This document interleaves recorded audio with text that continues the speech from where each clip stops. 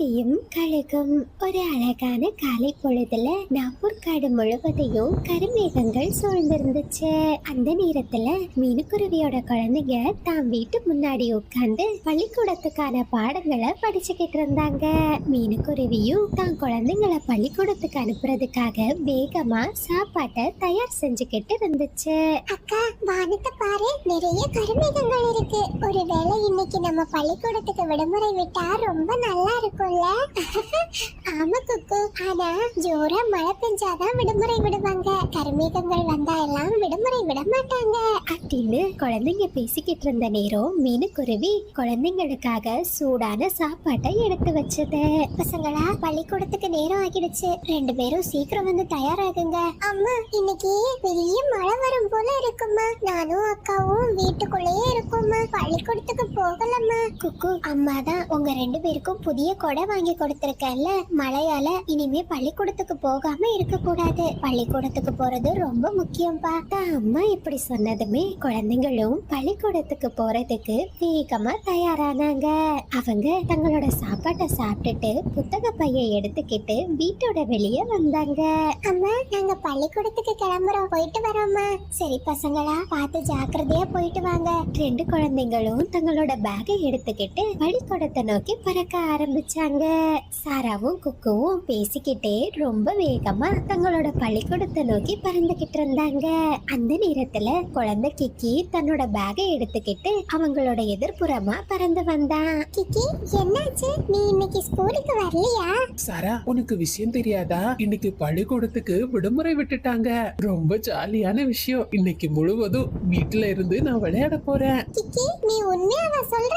ஆமா சாரா, பள்ளிக்கூடத்துக்கு போன எல்லா குழந்தைங்களும் வீட்டுக்கு போயிட்டாங்க. நீங்களும் உங்க வீட்டுக்கு போங்க.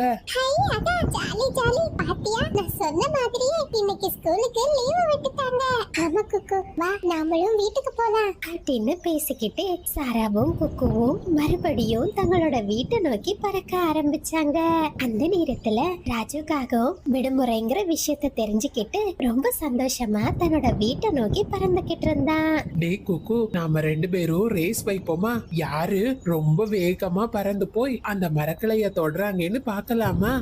சரி ராஜவண்ணா, நான் உங்க கூட பறக்கிறேன். தம்பி குக்கு, வேண்டாம், நீ சின்ன பையன், அவ்வளவு தூரம் உன்னால பறக்க முடியாது. இல்ல அக்கா, நான் கண்டிப்பா பறப்பேன். என்னால வேகமா பறக்க முடியும் அப்படின்னு பேசிக்கிட்டு ராஜுவும் குக்குவும் அவங்களுக்குள்ள ஒரு போட்டி வச்சுக்கிட்டாங்க. குழந்தைங்க வேகமா அந்த மரக்கிளைய நோக்கி பறந்துகிட்டு இருந்தாங்க. குழந்தை குக்குவும் முதல்ல மரக்கிளைய தொடணும்னு ரொம்ப உயரமா பறக்க ஆரம்பிச்சான். அந்த நேரத்துல எதிர்பாராத விதமா வேகமா ஒரு கழுகு வந்து குழந்தை குக்குவை பிடிச்சிடுச்சு. ஐயோ அக்கா, அக்கா என்ன காப்பாத்துக்கா, இந்த கழுகு கிட்ட இருந்து என்ன காப்பாத்து. தம்பி, தம்பி குக்கு, போகாத தம்பி. ராஜு, சீக்கிரமா என் தம்பி எப்படியாச்சும் காப்பாத்தணும். என்ன, அழுகு கிட்ட போய் நான் சண்டை போடுறதா?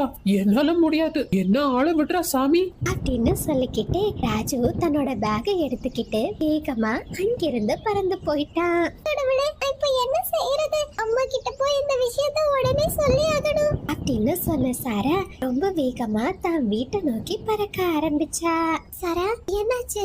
ஏன் இவ்ளோ பதட்டமா இருக்க? தம்பி எங்க? அம்மா, நாங்க இன்னைக்கு ஸ்கூல்ல லீவுமா. வந்துகிட்டு இருக்கிற வழியில தம்பிய ஒரு கழுகு தூக்கிட்டு போயிடுச்சு. என்ன சாரா சொல்ற? கழுகு தூக்கிட்டு போயிடுச்சா? சாரா, நீ வீட்டுக்குள்ளேயே இரு, வெளியே வராத, நான் தம்பிய கூட்டிட்டு வந்துடுறேன் அப்படின்னு சொன்ன மீனுக்குருவி வேகமா குக்குவை தேடி பறக்க ஆரம்பிச்சது. நான் இப்போ எந்த திசையில பறந்து போறது? கழுகு எந்த பக்கமா போச்சுன்னு தெரியலையே அப்படின்னு சொல்லிக்கிட்டு மீனுக்குருவி ரொம்ப பதட்டமா தன் குழந்தைய தேடி பறந்துகிட்டு இருந்துச்சு. ஸ்டெல்லாக்கா, உங்க வீடு ரொம்ப உயரத்துல இருக்கு. இந்த பக்கமா ஏதாச்சும் கழுகு பறந்து போறத பாத்தீங்களா?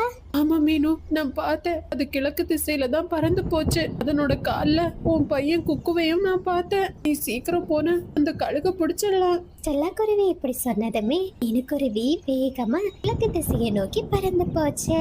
அது ரொம்ப வேகமா தன் பையனை நினைச்சு அழுதுகிட்டே பறந்துகிட்டு இருந்துச்சு. அந்த மோசமான கழுகு குழந்தை குக்குவை தூக்கிக்கிட்டு ஒரு மரத்தோட பொந்துக்குள்ள போச்சு. இத உயரமா பறந்துகிட்டு இருந்த மீனுக்குருவி பார்த்துச்சு. அந்த கழுகு என் குழந்தைய சாப்பிடுறதுக்கு முன்னாடி சீக்கிரம் அங்க போய் ஆகணும் அப்படின்னு சொல்லிக்கிட்டு மீனுக்குருவி அந்த மரப்பொந்த நோக்கி வேகமா பறக்க ஆரம்பிச்சது. அம்மா, அம்மா என்ன காப்பாத்து. காப்பாத்துங்கம்மா. அம்மா இந்த கழுகு கிட்ட இருந்து என்னை எப்படியாச்சும் கூட்டிட்டு போயிடுங்கம்மா. குக்கு அழாத, அம்மா வந்துட்டல, உனக்கு எதுவும் ஆகாதுப்பா. தாய்க்குருவியும் வந்துடுச்சா? இந்த காலநிலையில உங்க 2 பேரையும் சாப்பிட்டுட்டு நிம்மதியா ஒரு தூக்கத்தை போட்டா ரொம்ப சுகமா இருக்கும். கழுகாரே, தயவு செஞ்சு எங்க 2 பேரையும் விட்டுடுங்க. நான் எவ்வளவு கஷ்டப்பட்டு என் இறைய தேடி இவ்ளோ தூரம் பறந்து வந்திருக்கேன். அவ்வளவு சீக்கிரமா உங்க 2 பேரையும் நான் விட்டுடுவேனா? கழுகாரே, நான் உங்களுக்கு ஒரு வாக்குறுதி தரேன். எங்க 2 பேரையும் நீங்க உயிரோட விட்டுட்டீங்கன்னா நான் தினம் தினம் உங்களுக்கான சாப்பாட்டை உங்க இடத்துக்கே கொண்டு வந்து தரேன் அப்படின்னு மீனுக்குருவி சொன்னதுமே கழுகு யோசிக்க ஆரம்பிச்சது. ஹே குருவி, நான் மாமிசத்தை சாப்பிடுறவன், நீங்க வெறும் தானியங்களை சமைச்சு சாப்பிடுறவங்க. உன்னால என்னோட பசிய எப்படி தீர்க்க முடியும்? கழுகு, என்னால நிச்சயமா முடியும். நான் மாமிச சுவையிலேயே தினம் தினம் உங்களுக்கு உணவு சமைச்சு கொண்டு வந்து தரேன். நமக்கும் வர வர வயசாகிக்கிட்டே போகுது. இந்த பறவைகளை வேட்டையாடி சாப்பிடுறதுக்கு முன்னாடி போதும் போதும் ஆகிடுது. இந்த குருவி சொல்றபடி தினமும் உட்கார்ந்து சாப்பிட வேண்டியதுதான் அப்படின்னு நினைச்சுக்கிட்டே கழுகு மீனுக்குருவி கிட்ட இப்படி சொல்லுச்சு. குருவி, உன்னை நான் நம்புறேன். ஆனா ஒரு நாள் கூட எனக்கு உணவு என் இடத்துக்கு வரல, வீட்டுக்கு வந்து உன் குடும்பத்தையே நான் சாப்பிட்டுடுவேன். இல்ல கழுகாரே, அப்படி என்னைக்குமே நடக்காது. என்ன நம்புங்க. உடனே கழுகு மீனுக்குருவி கிட்ட அதனோட குழந்தைய ஒப்படைச்சது. அதே நேரத்துல வீட்டுக்கு வந்த ராஜுக்காக தான் அம்மா கிட்ட நடந்த எல்லா விஷயத்தையும் சொல்லிக்கிட்டு இருந்தான். அப்பாடா ராஜு, இந்த காலையில ரொம்ப நல்ல செய்தியை சொல்லிருக்கடா. ரொம்ப நாளா எனக்கு மர வீட்டுக்கு போகணும்னு ஆசை. எப்படியும் குழந்தைய தேடி போன அந்த மீனுக்குருவியையும் கழுகு சாப்பிட்டுடும். அப்புறம் மீதி இருக்கிறது சாரா மட்டும்தான். அவளை ஏமாத்தி வீட்டை விட்டு அனுப்பிட்டோம்னா அந்த மர வீடு நமக்கு சொந்தமாகிடும். நான் சாராவை போய் பார்த்துட்டு வரேன் அப்படின்னு சொல்லிக்கிட்டு ராணிக்காகவும் மீனுக்குருவியோட வீட்டுக்கு பறந்து வந்துச்சு. சாரா, நடந்தது நடந்து போச்சு. நீ உன் அம்மாவையும் தம்பியையும் மறந்துட வேண்டியதுதான். கண்டிப்பா கழுகு அவங்கள சாப்பிட்டுருக்கும். ராணி ஆண்டி, ஏன் இப்படி எல்லாம் பேசுறீங்க? என் அம்மாவுக்கும் தம்பிக்கும் எதுவும் ஆகாது. அவங்க கண்டிப்பா வீட்டுக்கு வந்துடுவாங்க அப்படின்னு சாரா சொல்லிக்கிட்டு இருந்த நேரம் மீனுக்குருவி குக்குவை கூட்டிக்கிட்டு தன்னோட வீட்டுக்கு வந்துச்சு. மீனு, என்ன குக்குவை கூட்டிட்டு வந்துட்டியா? கழுகு உங்க 2 பேரையும் சாப்பிடாம விட்டுடுச்சா? வாக்குறுதியா? என்ன வாக்குறுதி? ராணிக்காக இப்படி கேட்டதுமே மீனுக்குருவி நடந்த விஷயத்த ராணி கிட்ட சொல்லுச்சு. ஏமாந்து போன ராணிக்காக கோபத்தோட அங்கிருந்து பறந்து போயிடுச்சு. அம்மா, அம்மா வந்துட்டீங்களா? நான் ரொம்பவும் பயந்துட்டேம்மா. பயப்படாத சாரா, நமக்கு எதுவும் ஆகாது அப்படின்னு சொல்லிக்கிட்டே மீனுக்குருவி தன்னோட 2 குழந்தைங்களையும் அனுப்பிச்சுக்கிட்டு அப்படியே மறுநாள் பொழுது விடிஞ்சது. மீனுக்குருவி அந்த காட்டுல கிடைக்கிற காளான்களை எடுத்து அத மாமிச சுவையில தயார் செய்ய ஆரம்பிச்சது. பிறகு அதை எடுத்துக்கிட்டு கழுகோட இருப்பிடத்தை நோக்கி பறந்து போச்சு. இப்படியே சில நாட்கள் நகர்ந்துகிட்டு இருந்துச்சு. ஒரு நாள் மீனுக்குருவி உணவு எடுத்துட்டு போறத காலிக்காகவும் பார்த்துச்சு.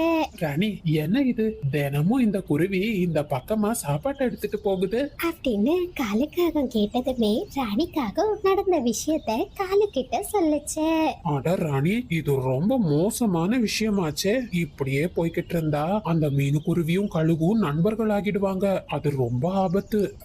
என்ன செய்யறது காலு? அந்த குருவிக்கு எந்த கெட்டது நடந்தாலும் நல்லதாகவே முடியுது. நானும் ரொம்ப நாளா அதனோட மர வீட்டை கைப்பற்றிடலான்னு ஆசைப்படுறேன். நடக்கவே மாட்டேங்குது. நடக்கும் ராணி, கண்டிப்பா நடக்கும். என்கிட்ட ஒரு திட்டம் இருக்கு அப்படின்னு சொல்லிக்கிட்டு காலுக்காகவும் தன்னோட திட்டத்தை ராணி கிட்ட சொல்லுச்சு.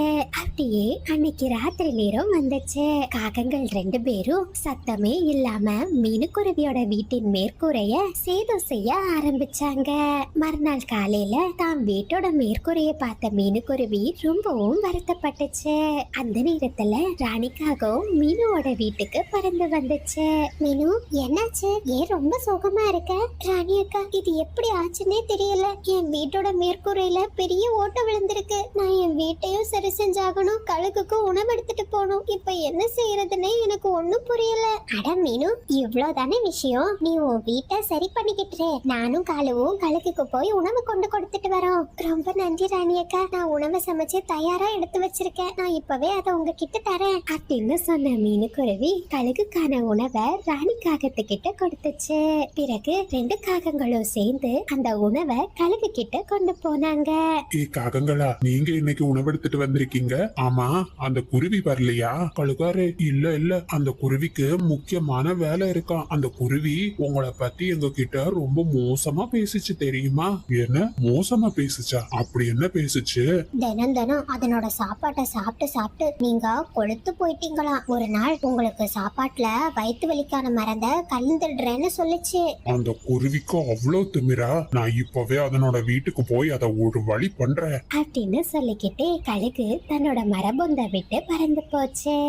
வர வர எனக்கு கண்ணே தெரிய மாட்டேங்குது. மரபந்துக்கு போய் என்னோட கண்ணாடி எடுத்துட்டு வரேன் அப்படின்னு சொன்ன கழுகு மறுபடியும் தன்னோட மரபொந்த நோக்கி பறக்க ஆரம்பிச்சது. அந்த நேரத்துல காகங்கள் ரொம்ப சந்தோஷமா இப்படி பேசிக்கிட்டு இருந்தாங்க. ராணி பாத்தியா என் திட்டம் எவ்வளவு அற்புதமா வேலை செய்யுதுன்னு?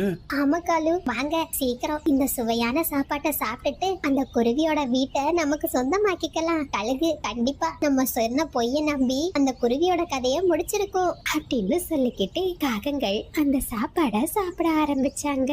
அந்த நேரத்துல அங்க வந்த கழுகு இது எல்லாத்தையும் கேட்டுடுச்சு.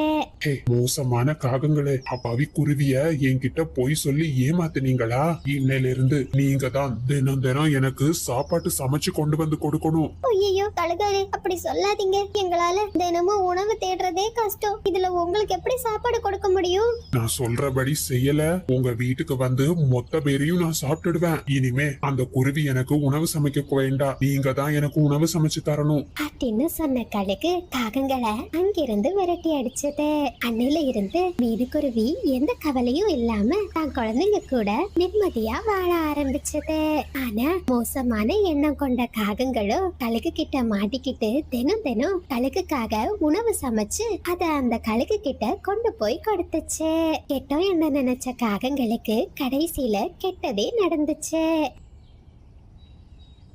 நண்பர்களே, இது சப்ஸ்கிரைபர் விருப்பத்திற்கான நேரம். சகீத் சஹானா 2 குட்டீஸ்க்கும் ஒரு பெரிய ஹாய். ஹாய் வினில் குட்டி. அஃப்ரா ஹஸ்னா 2 குட்டீஸ்க்கும் ஒரு பெரிய ஹாய். ஹஸ்னா பாப்பா, நீங்க நல்லா படிச்சு சமத்து குட்டியா இருக்கணும். படிச்சாதான் நாம சந்தோஷமா வாழ முடியும். மனால் மிலிஹார் 2 குட்டீஸ்க்கும் ஒரு பெரிய hi. Hi Mithra Ilaveni. Hi Mahishalini. Hi Darshan.